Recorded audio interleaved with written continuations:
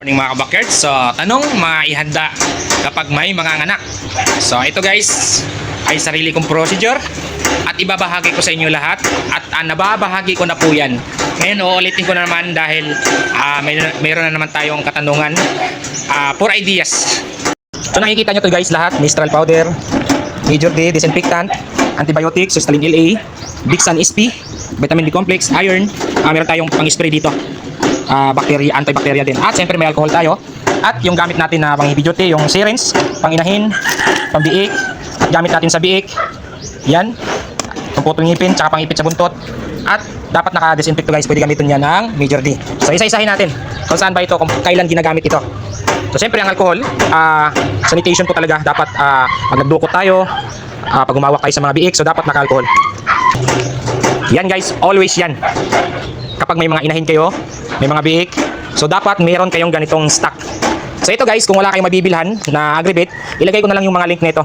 Bahala na kayo kung gusto nyo mag-order o hindi. Basta yung binabahagi ko po sa inyo na link dyan sa comment, legit po yan. So kung wala kayong mabilhan, so hanggat wala pa kayo nanganganak, mag-stock na kayo at pwede kayong mag-order habang hindi pa nanganganak. Kasi nga, ano yan yung delivery, may pagitan niya ng ilang araw, di ba? So isa-isahin natin yan. Siyempre, quality feeds tayo, Mama Pro. So ang lumang sako pa to guys. So wala tayong nabili na bagong sako noong Pigrolac, yung bagong packaging. So hindi ko alam kung bakit meron pa to. So may wala pa palang launching dapat yung bago na packaging yung ginagamit ng ganito. So bago po ito, bagong bili ko lang po ito. Nakabili na ako noon ng bagong packaging, so bumalik. So dapat ano na to daw pagkatapos ng launching, iba na ang packaging nito, pinapaganda yung packaging nito, yung hindi basta-basta nababasa. Maganda siya. Yan dahil malapit na mga anak si F1, so nag-prepare na tayo. Siyempre unang-una guys, yan yung mayroon tayong heater. Importante po ito. Yan, so una, dito tayo sa Mistral powder. Yan, meron na ba kayo nito? So ito pinapahid dito sa biik kapag bagong panganak. Yung kakalabas pa lang mismo. Paglabas, pahiran nyo kagad nito. So ito, makakatulong ito for mabilis yung recovery ng mga biik. At hindi basta-basta din nakakapitan ng bakterya yung mga biik natin pag pinahiran ito. At hindi basta-basta nilalangaw yung kulungan natin dahil ito ay napakabango. Napakabango po nito. So ayaw ng mga insekto na maamoy ito. Yan. So para iwas ano na rin guys, iwas pagtatay kasi nga pag bagong panganak, nag-iiba yung temperatura. So hindi sila sanay. So mas maganda mapahiran nito. Minutes lang guys, kapag napahiran mo ng ganito maya-maya at may heater, tatakbo na agad yung mga biik. So anytime pwede tayo magbigay nito for prevention. Yan, Mistral powder. Ito yung clip pag nagputol tayo ng buntot tsaka ngipin. So ano bang pinakapangalan nito? Ilagay ko na lang yung link kung anong pinakatawag dito. Tsaka ito, pamputol ngipin, tsaka buntot. Yan. So pag ginamit to guys, dapat naka-disinfect. So ito namang syringe na disposable sa biik guys, disposable lang po talaga yung gamit ko. Yan. PDG by 1/2. Ginagamit naman ito sa biik, pagputol ng ngipin at buntot. Nagbibigay ako ng Sustalin LA 0.2 ml.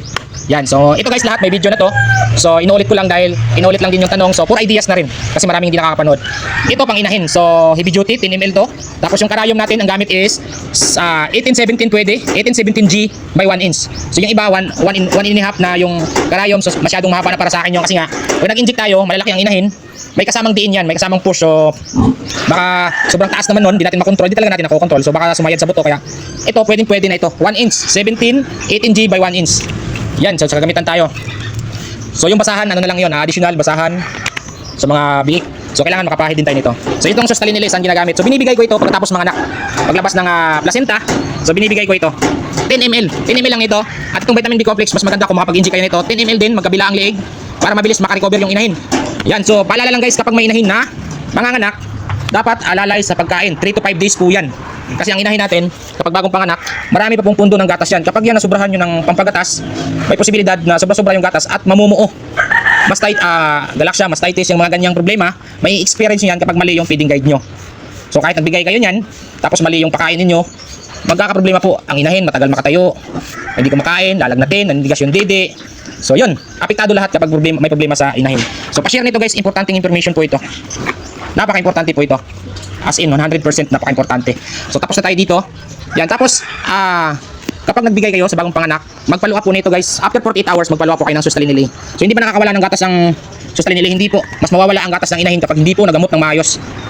Yun po ang pinaka-reason. May nararamdaman ang inahin natin kaya nagkakaproblema sa gatas. So like ko sinasabi, yung feeding guide, napaka-importante po yun.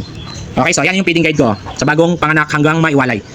Yan. So dito sa iron, binibigay ito, iron dextran premium, binibigay ito sa mga biik. Hindi na po ako nag-iron sa inahin guys ha. Yung iba may mga program na nag-iron pero ako hindi na po kasi nga dito pa lang sa vitamins plus liver extract. So, anti-anemia din po yan. Kaya hindi na ako nagbibigay ito sa inahin. So, sa mga biik, 1 ml sa 3 days. 1 ml sa 10 to 14 days. Pwede kayo magbigay dyan, 10 days. So, sa 10 days to 14 days. So, ang pinaka-program ko is 14 days binibigay ito. Booster shot, 1 ml din po, bawat biik. So, ang ginagamit ko is disposable lang kapag mga biik.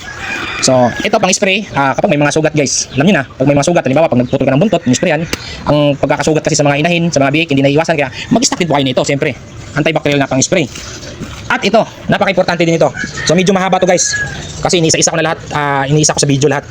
Major D, disinfectant.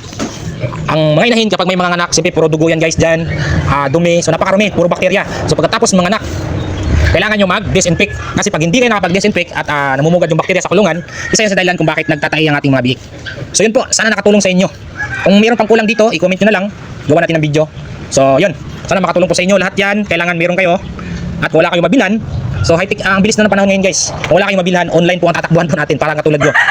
Online, para makabili po talaga tayo at makabil tayo. So yun po, maraming salamat sa mag-share. Dahil bawat share nyo po, meron po tayong natutulungan na kulang sa kaalaman, hindi sapat sa kaalaman ng mga baguhan, ng mga backyard hog research. So ito po muli, si JProx23 Hog Procedure, nagbabahagi sa inyo ng tips and ideas.